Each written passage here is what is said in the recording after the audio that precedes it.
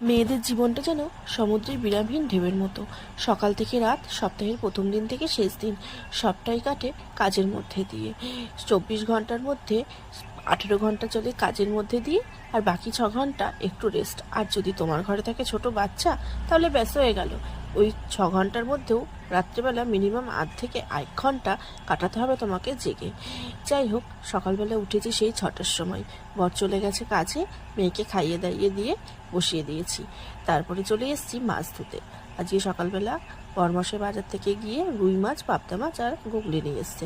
যদিও সবটাই আজকে করব না, রুই মাছটা রেখে দেবো। আজকে দুপুরের মেনু হচ্ছে পাবদা মাছ আর গুগলি। তবে বন্ধুরা, তোমরা গুগলি খেতে কে কে ভালোবাসো অবশ্যই কমেন্ট করে জানিও। আমার কিন্তু চরম লাগে, মানে মারাত্মক লেভেলের লাগে। এই হলো গুগলি আর পাবদা মাছ।